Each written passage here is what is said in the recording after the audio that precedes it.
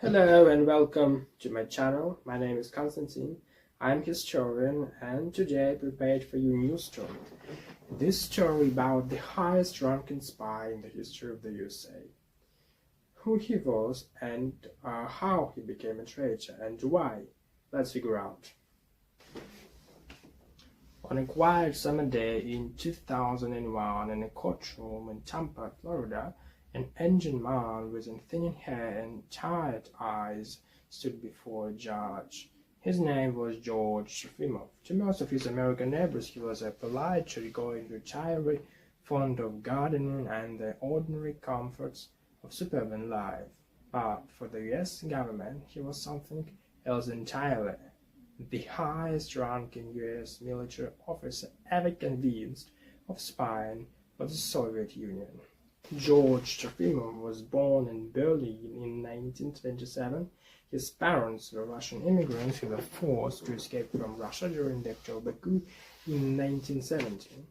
George's paternal grandfather, Vladimir Ivanovich Trofimov, a brigadier general in the Imperial Russia Army General Staff, has been arrested and shot by the Cheka in 1919. His father, Vladimir Vladimirovich Trofimov, has attended the Page Course Military Academy. During the Russian Civil War, Vladimir had served as a major in the White Army. George's mother, Ekaterina Kartali, had been a successful concert pianist. After the death of his wife in 1928, Major Trofimov descended into abject poverty, and in this moment is very important in our story. The financial aspect will play a fatal role in George Trofimov's life. In this difficult situation, he temporarily sent his son to be raised by Vladimir and Antonina Sharov, both of whom were fellow white immigrants. Antonina's son from a previous marriage was Igor Vladimirovich Zuzemil.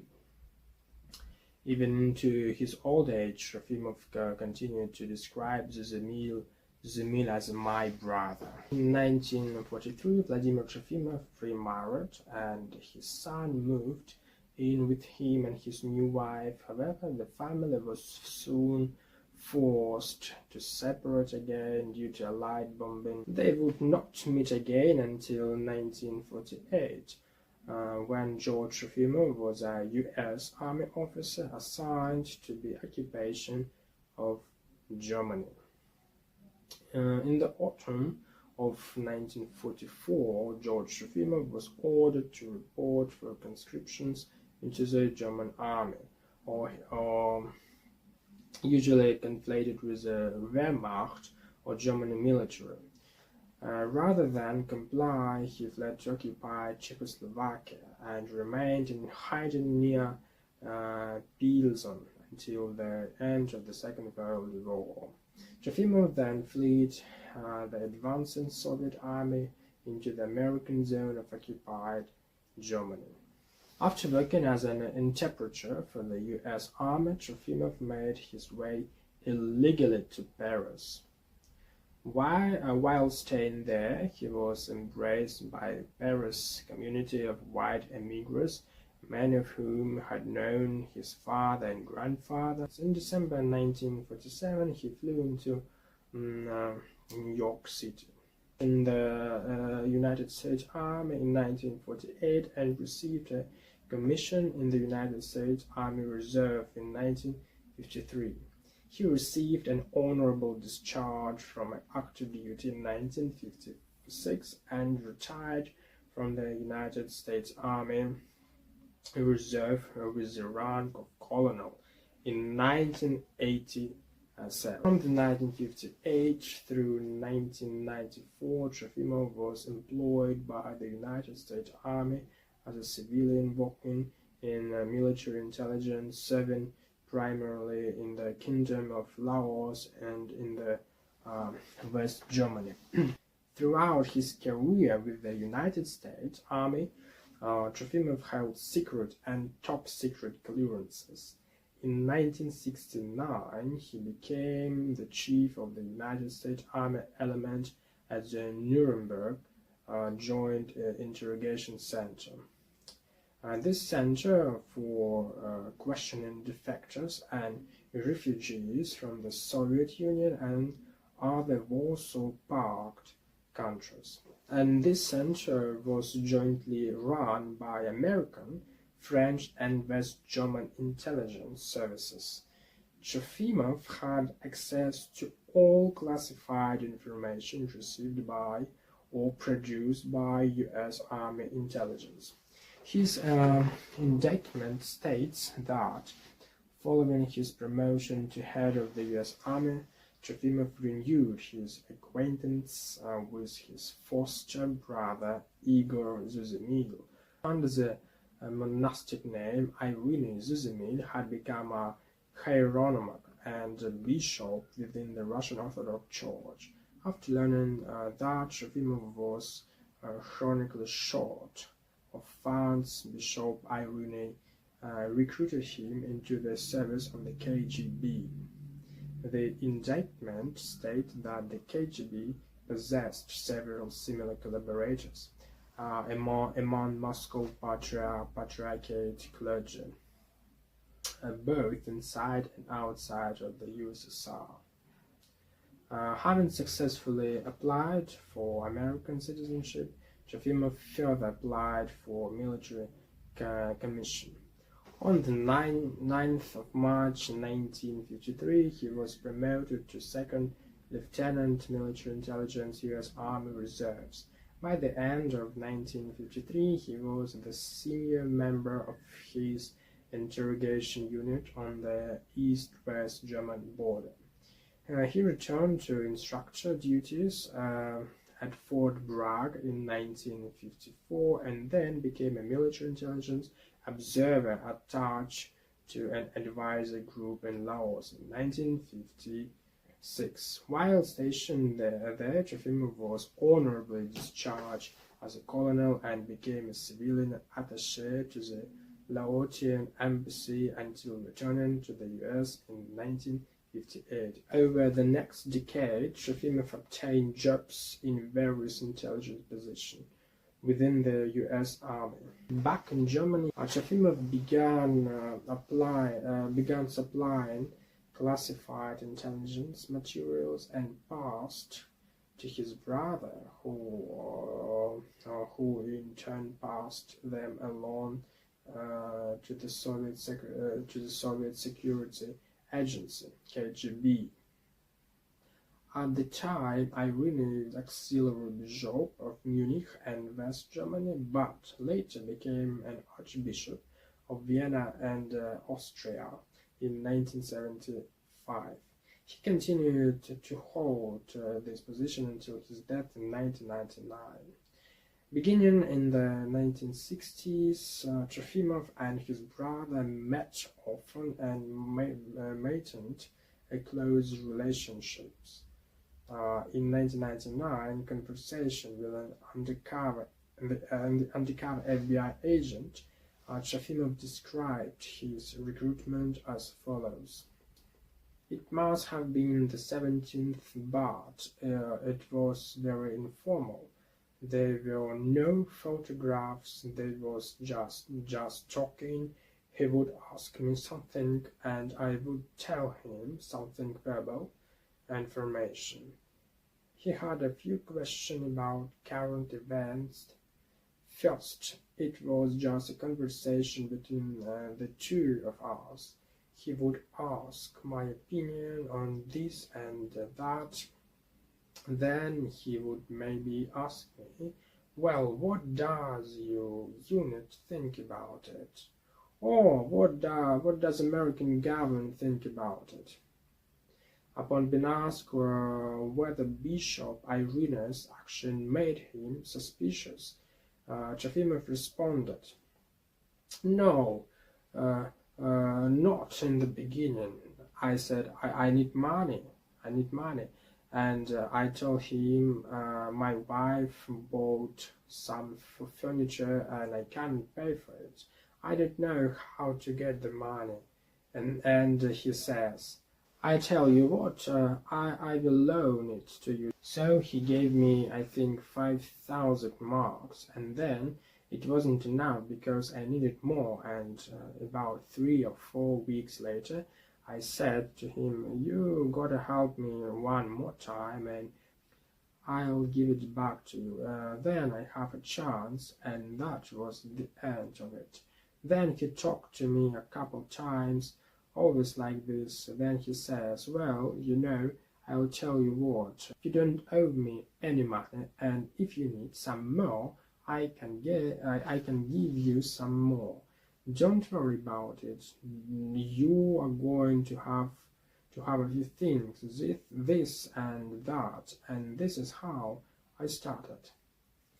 In 1999, Trofimov boasted that he routinely smuggled every classified document he could obtain home to be photographed with a special camera and tripod. The film was passed on to the KGB agents during meeting in Austria. According to a former KGB general like Kalugin, however, Trofimov, who was given the code name Marquis, always received his money from Irene. Trofimov traveled frequently to Austria to meet Irene's and other KGB operatives, according to the indictment. Trofimov further explained that Irene paid him a standard amount of 7,000 Deutschmark per week. The payments were always made in used bill, and then Trofimov needed more money towards a down payment on his house. Irene went to his contact in Moscow and returned with 19,000 marks. This sum was then worth 40,000 American dollars. In 2001, Kalugin testified under oath to having invited Irene to visit his dacha in 1978. According to Kalugin, he did good work, particularly in recruiting Marquis. Marquis, I said, it's a code name of Trofimov. Kalugin says, I want to thank him for what he had done. In 1999, Trofimov further explained that Irene ordered him to cease his espionage work for the KGB in 1987.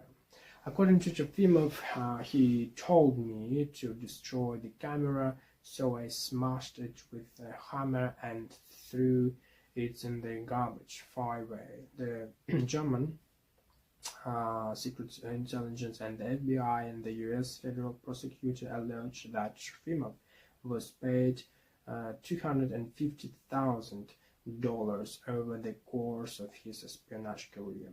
In 1992, a Soviet KGB clerk named Vasily Mitrokhin defected and claimed that one of US interrogation center was being looted by a spy. He handed over KGB records that showed the stolen American secrets exceeded 80 volumes, 50,000 pages taken over 25 years. Christopher Andrew, a Cambridge University professor who held British intelligence analyze Mitrokhin's revelations, says that information included military intelligence operation planned and carried out by the United States against the Soviet Union.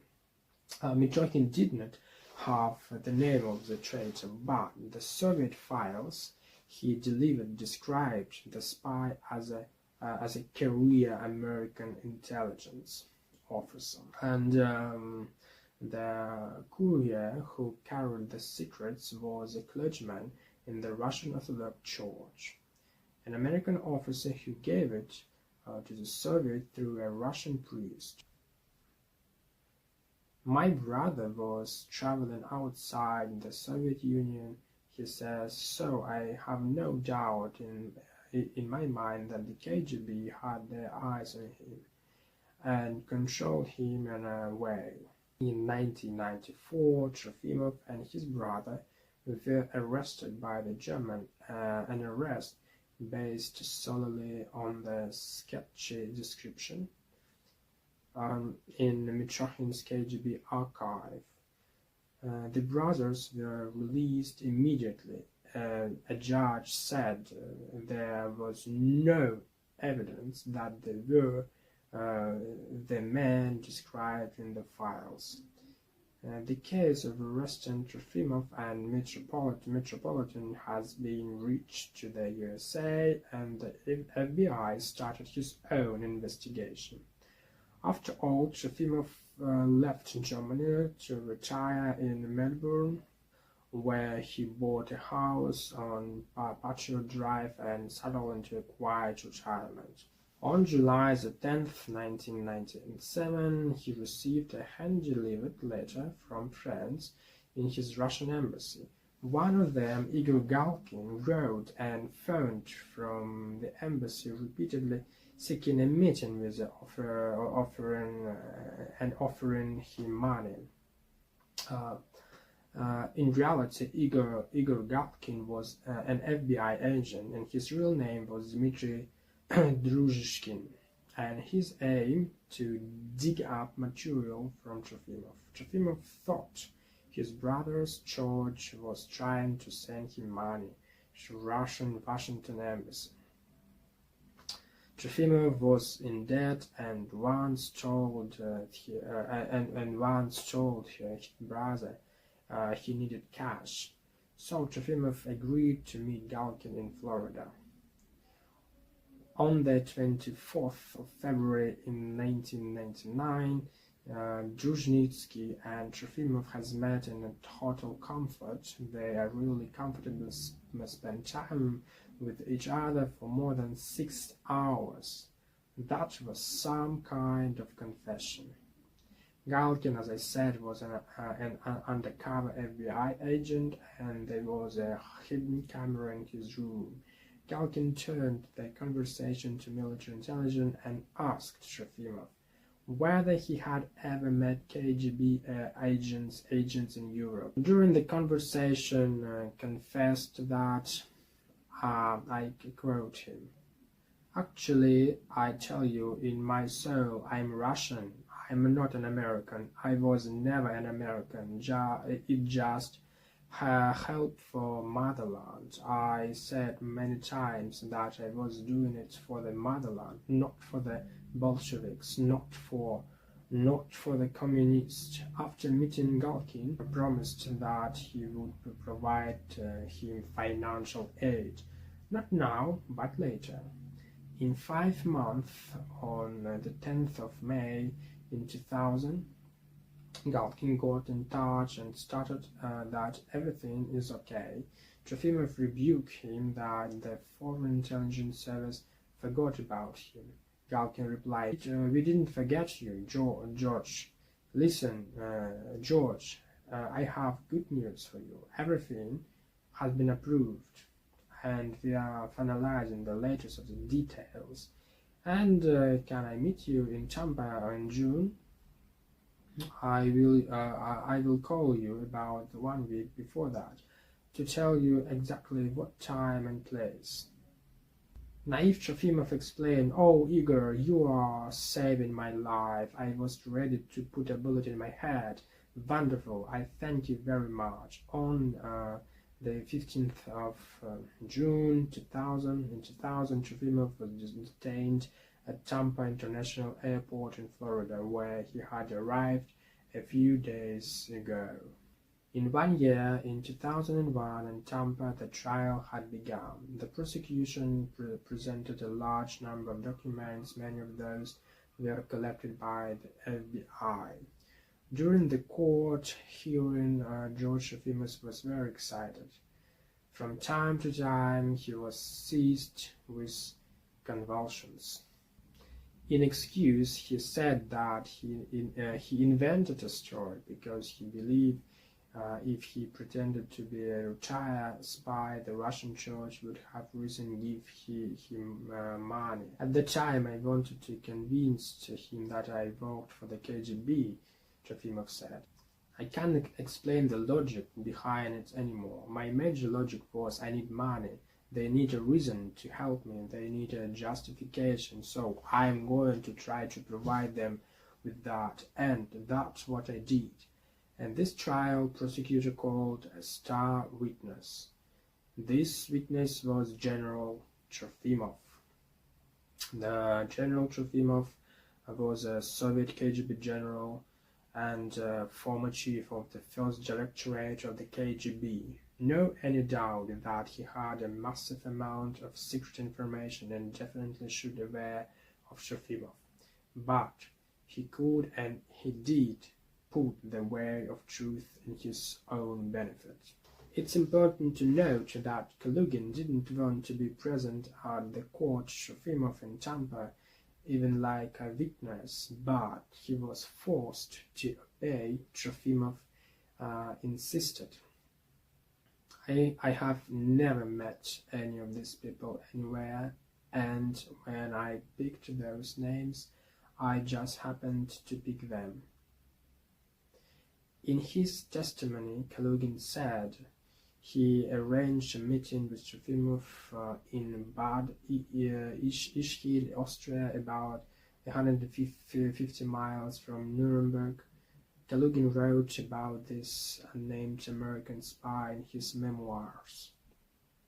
But there are key differences between the story he told and the court and the one in the book. Among other things, the book says there were several meetings in a different city and others. Trofimov says Kalugin is lying. If you look at that entire trial, they don't have a single piece of evidence except Kalugin, says Trofimov. It's what Kalugin says against what I say. But Trofimov himself said bluntly to the undercover FBI agents. He explains this, saying, Kalugin says a lot of things in his book and he admits he lied, right? Now I said a lot of things during the interview with Galkin, which I admit were lies. If they believed Kalugin's lies, why don't they believe my lies? The jury believed the prosecution. Prosecutors said Trofimov took the files from the interrogation center little by little, photographed them, and gave them film to his brother. They said the motive was money, but they also admitted it was a perfect crime. There is no physical evidence. Just the word of a former KGB general. Since this all began, the communists have fallen and his brother had died. But Trofimov maintains his innocence. I cannot say something that I don't know, he says, because I have never had anything to do with them, and I will repeat that until I die or until I clear my name. According to Kalugin, Trofimov was also awarded the Order of the Red Banner, which he describes as a USSR's highest military award for the meritorious and dangerous service. Kalugin further states, after all, he deserved the awards for his work and he did for us. When General Kalugin remembered these testimonies at the court, he had described like, that was my worst day. For him it was really a tough situation, but Kalugin has been must tell the things which he must. In Russia, the General Kalugin at that time already had a problem with a new power. George Vladimirovich Trofimov died at United States Penitentiary Victorville on September the 19th in 2014. Until his last days, Trofimov repeated that he did not something outlaw and was innocent. In all this story, we can say the following. First, the money, or rather the lack of that, was a real problem for Trofimov. Apparently, he couldn't use it and manage rationally. I think the greed may have played a big role in this story. He had 5 wives, and the last one didn't notice to something suspicious. Anyway, he couldn't stop the future which is waiting for him. Nevertheless, I do not to judge and make the conclusion. My aim to present the story. Thank you for watching this video. What do you think about this story? Write in the comments below. Don't forget to subscribe to my channel, and good luck.